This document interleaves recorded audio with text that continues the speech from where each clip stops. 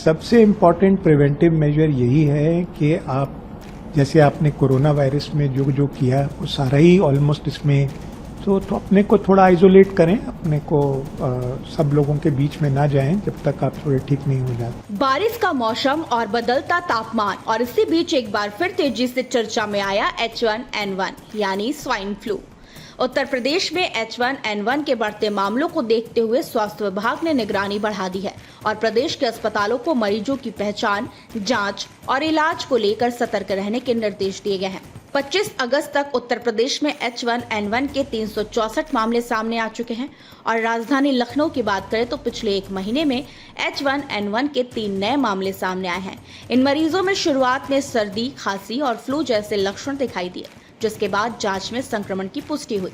यही वजह है कि स्वास्थ्य विभाग अब ऐसे मरीजों पर खास नजर रख रहा है जिन्हें बुखार के साथ खांसी या सांस से जुड़ी परेशानी है। लेकिन यहाँ सबसे बड़ा सवाल, क्या H1N1 का कोई नया खतरनाक वायरल फैल रहा है? इसको लेकर लोगों में डर बढ़ रहा है, लेकिन फिलहाल ऐसा नहीं है। ICMR यानी भारतीय आयुर्विज्ञान अनुसंधान परिषद ने साफ किया है कि देश में H1N1 का कोई नया या असामान्य स्ट्रेन सामने नहीं आया है। मौजूदा संक्रमण मौसमी इन्फ्लुएंजा के पैटर्न के अनुरूप है और फिलहाल लोगों को घबराने की जरूरत नहीं है। लेकिन इसका मतलब ये भी नहीं है कि इसे नजरअंदाज कर दिया जाए, क्योंकि H1N1 भी एक इन्फ्लुएंजा वायरस है और संक्रमित व्यक्ति के खांसने, छींकने या उसके करीब संपर्क में आने से संक्रमण फैल सकता है। अब बात करते हैं इसके लक्षणों की। H1N1 में आमतौर पर बुखार, खांसी, गले में खराश, सिर दर्द, बदन दर्द, थकान और कमजोरी जैसे लक्षण दिखाई दे सकते हैं। कई बार शुरुआत सामान्य वायरल या मौसम बदलने से होने वाले बुखार जैसी लगती है। यही वजह है कि लोग इसे हल्के में ले लेते हैं। लेकिन अगर बुखार लगातार बना हुआ है, खांसी बढ़ रही है, सांस लेने में परेशानी हो रही है या कमजोरी बहुत ज्यादा महसूस हो रही है तो डॉक्टर से सलाह लेना जरूरी है। खासकर बुजुर्गों, छोटे बच्चों, गर्भवती महिलाओं और पहले से किसी गंभीर बीमारी से जूझ रहे लोगों को ज्यादा सावधानी बरतने की जरूरत होती है। अब सवाल है कि इससे बचे कैसे। सबसे पहली चीज है हाइजीन। खांसते या छींकते समय मुंह और नाक को ढके, बार बार हाथों को साबुन और पानी से धोएं, बिना हाथ धोए आंख, नाक और मुंह को छूने से बचें। अगर आपको फ्लू जैसे लक्षण हैं तो भीड़ भाड़ वाली जगहों पर जाने से बचें और दूसरों के संपर्क में कम रहें। और अगर आप बीमार हैं तो खुद से दवा लेने के बजाय डॉक्टर की सलाह लें। स्वास्थ्य विभाग ने भी अस्पतालों को निर्देश दिए हैं कि बुखार और सांस से जुड़ी शिकायत लेकर आने वाले मरीजों की जांच और निगरानी में लापरवाही न हो। उत्तर प्रदेश में बढ़ते मामलों के बीच अस्पतालों को तैयार रहने और जरूरी व्यवस्थाएं सुनिश्चित करने के निर्देश दिए गए हैं। वहीं राजधानी दिल्ली में भी H1N1 मामलों में बढ़ोतरी दर्ज की गई है, जिसके बाद वहां स्वास्थ्य विभाग ने निगरानी बढ़ाई है।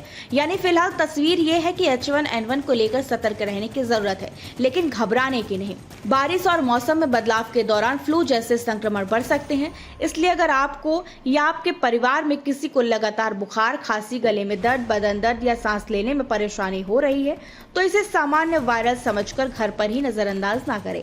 समय पर डॉक्टर से सलाह लें, जांच कराएं और दूसरों को संक्रमण से बचाने के लिए सावधानी भी बरतें, क्योंकि H1N1 कोई नया वायरस नहीं है, लेकिन सही समय पर पहचान और सावधानी ही इसके खिलाफ सबसे बड़ा बचाव है। सबसे इम्पॉर्टेंट प्रिवेंटिव मेजर यही है कि आप जैसे आपने कोरोना वायरस में जो किया वो सारा ही ऑलमोस्ट इसमें करना है।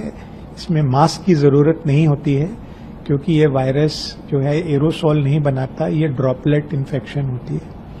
तो यदि किसी को खांसी जुकाम है, फ्लू है, उससे थोड़ा डिस्टेंस मेंटेन करें। आप दिन में कई बार अपने हाथ अच्छे से साबुन से धोएं। जो कॉमन शेयर्ड सरफेसेस होते हैं उनको क्लीन करके रखें।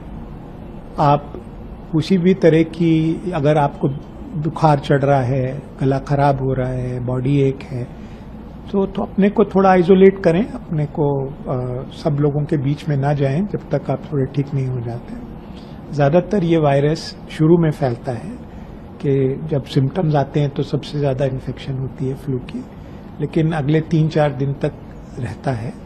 तो तब तक अगर आप अपने को अलग रखेंगे और बाकी जैसे कि उसमें था कि यदि आप खांसते हैं या छींकते हैं तो अपना मुंह कवर करेंगे, जिससे कि ड्रॉपलेट्स जो हैं वो फैलेंगी नहीं। तो ये सब जो हम और ने कोरोना में सीखा है